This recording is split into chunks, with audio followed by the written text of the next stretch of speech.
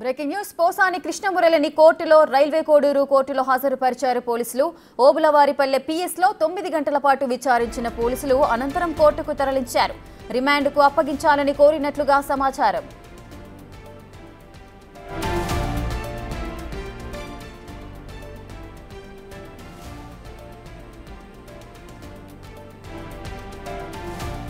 రెటిక Posani కృష్ణమురళిని railway కోర్టులో హాజరుపరిచారు పోలీసులు. ఓబులవారిపల్లె పిఎస్లో సుమారు 9 గంటల పాటు విచారించారు. అనంతరం కోర్టుకు తరలించారు. రిమాండ్కు అప్పగించాలని కోరినట్లుగా సమాచారం అందుతోంది. నిన్న రాత్రి రాయదుర్గంలోని నివాసంలో పోసానిని అరెస్ట్ చేశారు పోలీసులు. ఇవాళ ఉదయం అన్నమయ్య జిల్లా ఓబులవారిపల్లె పోలీస్ స్టేషన్కి తరలించారు. వైద్య పరీక్షలు నిర్వహించిన అనంతరం జిల్లా ఎస్పీ విద్యాసాగర్ ఆధ్వర్యంలో దాదాపు 9 గంటలకు పైగా అధికారులు విచారించారు. అయితే విచారణకు పోసాని సహకరించడం లేదని పోలీసులు చెబుతున్నారు.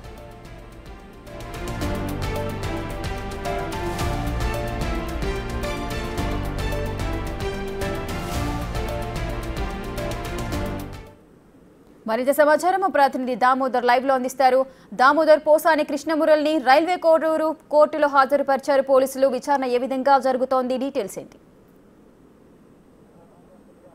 రేఖ, కొంతసేపటి క్రితమే అంటే 9:30 సమయంలో ఏదైతే ఓబులవారిపల్లి పోలీస్ స్టేషన్ నుంచి పోసాని కృష్ణమురళిని జూనియర్ సివిల్ జడ్జి రైల్వే కోర్టుకు హాజరుపరిచారు. ప్రస్తుతం ఆయన్ను ఏదైతే జడ్జి ఎదుట హాజరుపరిచారో మరి కొద్దిసేపట్లో ఆయనకి రిమాండ్ విధిస్తారా లేకపోతే బెయిల్ ఇస్తారా అన్న విషయం తేలే అవకాశం ఉంది. మొత్తం మీద ఏదైతే ఆయన మీద పెట్టిన సెక్షన్లో 111 సెక్షన్కు నాన్ బెయిలబుల్ సెక్షన్ వాడుతూ ఆయనకు బెయిల్ వచ్చే అవకాశం కూడా లేదంటూ కూడా చెప్తున్నారు. ఉదయం నుంచి జరిగిన సంఘటనలు తీసుకుంటే ఉదయం 12 గంటల సమయానికి ఓబులవారిపల్లి పోలీస్ స్టేషన్కు తీసుకొచ్చిన ఆయన్ను ఏదైతే సాక్షాత్తు అన్నమయ్య జిల్లా ఎస్పీ విద్యాసాగర్ నాయుడు సమక్షంలోనే విచారణ కొనసాగింది.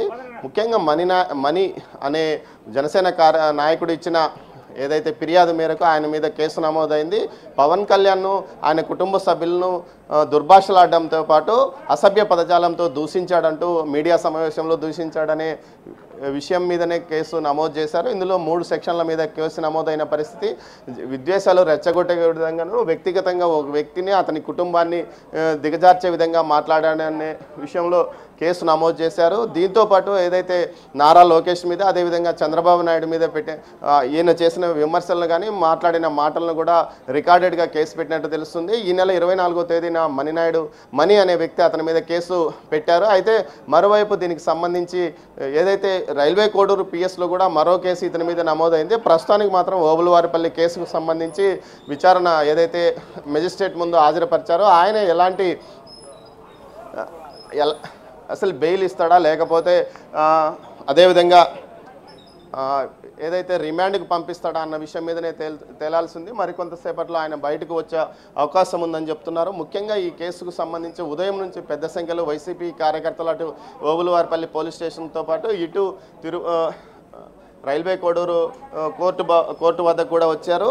ఏదైతే మాజీ అడిషనల్ పీపీగా పనిచేసిన పొన్నవోలు సుధాకర్ రెడ్డితో పాటు అదేవిధంగా సీనియర్ న్యాయవాదులు ఇక్కడికి చేరుకొని కేసును ఏదైతే పోసాని కృష్ణమురళి తరపున వాదిస్తున్నారో అదేవిధంగా పోలీసులు కూడా ఏదైతే ప్రభుత్వం తరపున ఏదైతే పబ్లిక్ ప్రాసిక్యూటర్స్తో పాటు కొంతమంది తెలుగుదేశం పార్టీకి సంబంధించిన లీగల్ సెల్ విభాగం కూడా ఉదయం తిరుపతి నుంచి ఇక్కడికి చేరుకొని వారు ఏదైతే ఇక్కడున్న పీపీకి సలహాలు ఇస్తున్నారో మరోవైపు మొత్తం మీద అయితే ఎట్టి పరిస్థితుల్లోనూ రిమాండ్కి విధిస్తారంటూ కూడా చెప్తున్నారు. ముఖ్యంగా 111 సెక్షన్ ప్రకారము బెయిల్ వచ్చే అవకాశం లేదని చెప్తున్నప్పటికీ ఆయన ఆరోగ్య పరిస్థితి దృష్ట్యా బెయిల్ ఇవ్వాలని కోరే అవకాశం ఉందని కూడా తెలుస్తున్నారు. ముఖ్యంగా దీనికి సంబంధించి వైకాపా దీన్ని కొంత ప్రతిష్టాత్మకంగా తీసుకొని అటు ఏదైతే హైదరాబాద్ నుంచి పొన్నవోలును ఇక్కడికి పంపించింది. మరోవైపు ఇటు జడ్జి ఇదైతే ఈ కేసుకు సంబంధించి పోలీసులు కూడా సీరియస్గానే రిమాండ్ రిపోర్టు కానీ విచారణ కానీ సుదీర్ఘంగా సుమారు 9 గంటల పాటు సాగిందంటే వారు కూడా ఏమాత్రం లొసుగులు లేకుండా కేసు రిమాండ్ రిపోర్టును తయారు చేసినట్టు తెలుస్తుంది. ఇందుకోసం ప్రత్యేకంగా పోలీస్ పబ్లిక్ ప్రాసిక్యూటర్ కూడా ఏదైతే పోలీస్ పీపీ కూడా ఇక్కడికి చేరుకొని ఆమె ఉదయం నుంచి ఏదైతే విచారణ సమయంలో కూడా ఆమె అక్కడ ఉంది. ఉదయం నుంచి అటు ఎస్పీతో పాటు వీరందరూ న్యాయ నిపుణుల సమక్షంలోనే ఆయన విచారణ కొనసాగినట్లు తెలుస్తుంది. ఈ సందర్భంగా విచారణ సందర్భంగా ఏదైతే పోసాని కృష్ణమురళి చాలా ప్రశ్నలకు నాకు తెలియదు, గుర్తులేదు, కొన్ని ప్రశ్నలకు మౌనంగా ఉన్నాడని కూడా చెప్తున్నారు. సుమారు ఈ విషయం మీద పోలీసులు కూడా చాలా ఓపికగా 12 గంటల నుంచి అదేవిధంగా సాయంత్రం 9 గంటల వరకు విచారణ కొనసాగించారంటే మనకు అర్థమవుతుంది. అయితే విచారణ సందర్భంగా అయితే విచారణకు సంబంధించిన విషయాలే ఇప్పుడు 9 గంటల పాటు విచారించారు పోలీసులు. దీనికి సంబంధించి అంటే 9 గంటల పాటు విచారించినప్పటికీ కూడా ఏది కూడా తనకు తెలియనట్లుగానే ఆన్సర్ చెప్తున్నారు.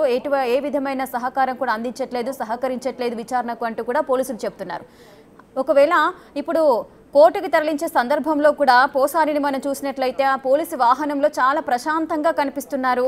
అంటే ఏది అడిగినా ఏది చెప్పకూడదు అని క్లియర్ కట్గా ఆయన డిసైడ్ అయి ఉన్నారా? ఒకవేళ ఇప్పుడు కోర్టులో కూడా జడ్జి ముందు కూడా ఆయన వాదన ఏమైనా వినిపించే అవకాశాలు ఉన్నాయా అసలు? రేఖ ఏదైతే పోసాని కృష్ణమురళి తరఫున వాదనలు వినిపించడానికి సీనియర్ న్యాయవాదులైన ఏదైతే పొన్నవోలు సుధాకర్ రెడ్డితో పాటు స్థానికంగా నాగిరెడ్డి వైసీపీకి సంబంధించిన సీనియర్ న్యాయవాది కూడా కోర్టుకు హాజరయ్యారు. వీరితో పాటు స్థానిక న్యాయవాదులు కూడా ఉన్నారు. అయితే ఏదైతే విచారణ సందర్భంలో ఏదైతే రికార్డెడ్గా గతంలో ఈయన మాట్లాడిన వీడియోలను కూడా పోలీసులు చూపించినట్టు తెలుస్తుంది. గతంలో మీడియా సమావేశాలతో పాటు ఇతర ఏదైతే హైదరాబాద్లో జరిగిన ప్రెస్ మీట్లు, మీడియాకు ప్రత్యేకంగా ఇచ్చిన ఇంటర్వ్యూల్లో కూడా ఈయన మాట్లాడిన వ్యాఖ్యలను పూర్తిగా పోలీసులు చూపించే విచారణ సందర్భంగా ఇవన్నీ మీరు మాట్లాడినవి కాదా అన్న విషయాన్ని కూడా చెప్పినట్టు తెలుస్తుంది. అయితే మొత్తం మీద ఈ విషయాల గురించి అతను కొంత మౌనంని ఎక్కువగా ఆశ్రయించినట్లు సమాచారం. కానీ పోలీసులు సుదీర్ఘంగా 9 గంటల పాటు విచారించారు ఎందుకో అన్న విషయం మీదనే ఇప్పుడు సస్పెన్స్ నెలకొంది. అయితే ఖచ్చితంగా ఈ కేసుకు సంబంధించి ఇతనికి బెయిల్ వచ్చే అవకాశం లేదని చెప్తున్నారు. దీంతో పాటు ఏదైతే బెయిల్ వచ్చే అవకాశం ఉంటే ఇటు అనంతపురం కానీ ఇటు తిరుపతి ఏదైతే రైల్వే కోడూరులో మరో కేసు ఇక్కడే నమోదైంది. అదేవిధంగా తిరుపతి జిల్లాకు సంబంధించి ఇటు యాదమరితో పాటు పుత్తూరు ఈ 2 పోలీస్ స్టేషన్లో కూడా కేసు నమోదైంది. అదేవిధంగా అనంతపురంలో కూడా కేసు నమోదైన పరిస్థితి. వీరెవరైనా మరోసారి ఇక్కడికి వచ్చే అరెస్ట్ చేయడానికి కూడా సిద్ధంగా ఉన్నట్లు సమాచారం. అయితే ఒకవేళ బెయిల్ రాకుండా రిమాండ్కి వెళ్తే మాత్రం ఖచ్చితంగా ఇతర పోలీస్ స్టేషన్లకు సంబంధించిన పోలీస్ అధికారులు పీటీ వారెంట్ మీద ఇక్కడ నుంచి తీసుకువెళ్ళడానికి కూడా ఏర్పాట్లు చేసుకుంటున్నారు. మరికొంతసేపట్లో ఏదైతే పోసాని కృష్ణమురళి బయటకు వచ్చే అవకాశం ఉంది. అయితే బెయిల్ వస్తుందా లేకపోతే రిమాండ్లో ఉంటాడా అన్న సస్పెన్స్ మాత్రం ప్రస్తుతానికి కొనసాగుతుంది. రేఖ దామోదర్, అయితే టీడీపీ ఆఫీసు ధ్వంసం కేసులో కూడా ఎవరైతే నిందితులుగా చేర్చబడ్డారో వారందరికీ కూడా ముందస్తు బెయిల్ని తీసుకొచ్చారు ఏఏజీ పొన్నవోలు. ఇప్పుడు దానికి సంబంధించి పోసాని కృష్ణమురళికి కూడా బెయిల్ తీసుకొచ్చే అవకాశాలు మెండుగా ఉన్నట్టుగా అయితే సమాచారం అందుతోంది. అంత నిష్ణాతులైన న్యాయవాది ఏఏజీ పొన్నవోలు. సో దీనికి సంబంధించి ఆయన బెయిల్ తీసుకొస్తారా? వైసీపీ తరఫు నుంచి ఎటువంటి స్పందన ఏమైనా వస్తుందా? రేఖ ఏదైతే ఈ కేసుకు సంబంధించి ప్రత్యక్షంగా ఆయన మాట్లాడిన మాటలు, దుర్భాషలాడిన వ్యాఖ్యలు పూర్తిగా రికార్డు స్థాయిలో ఉన్నాయి. అయితే ఈ విషయంలో కొంత ఆయన ఆరోగ్య పరిస్థితిని మాత్రమే దృష్టిలో పెట్టుకుని బెయిల్ అడిగే అవకాశం ఉందంటూ తెలుస్తుంది. కానీ ఆ మాట్లాడిన మాటలకు సంబంధించి పూర్తి స్థాయిలో రికార్డెడ్గా వ్యాఖ్యలు ఉండడంతో ఇవి కొంత అతనికి ఇబ్బంది కలిగే అవకాశం ఉంది. నందిగం సురేష్ కానీ అదేవిధంగా ఇంకో నాయకుడు ఏదైతే బహిరంగంగా ఈ విధంగా మాట్లాడిన వ్యక్తుల యొక్క బెయిల్ ఎంతకాలం పెండింగ్లో పడిందో మనకు తెలుసు. ఇలాంటి పరిస్థితుల్లో ఏదైతే పోసాని కృష్ణమురళికి సంబంధించిన బెయిల్ కూడా ఇదే విధంగా వాయిదా పడే ఏదైతే బెయిల్ ఇచ్చే అవకాశం ఉండకపోవచ్చా లేకపోతే రిమాండ్కి పంపిస్తారా అన్న విషయాన్ని తేలాల్సింది. ముఖ్యంగా అతని ఆరోగ్య పరిస్థితిని దృష్టిలో పెట్టుకుని బెయిల్ అడిగే అవకాశం ఉందని కూడా తెలుస్తుంది. మొత్తం మీద అయితే ఈ కేసుకు సంబంధించి ఈ కేసులో ఒకవేళ బెయిల్ వచ్చినా మిగతా 26 చోట్ల అతని మీద కేసులో నమోదైన పరిస్థితుల్లో అక్కడ నుంచి వచ్చిన పోలీసులు కూడా అదుపులోకి తీసుకునే అవకాశం ఉంది. ఇది మాత్రం మొదట్లో ఒక కేసు స్టార్ట్ అయింది. ఇక రెగ్యులర్గా ఆయన మీద మరిన్ని కేసులు నమోదైన అన్ని కేసుల్లోనూ ఆయన పోలీస్ స్టేషన్ల చుట్టూ తిరిగే పరిస్థితి ఏర్పడిందని మాత్రం ఖచ్చితంగా చెప్పక తప్పదు. Rekha right, thank you Damodar, thanks for the live details.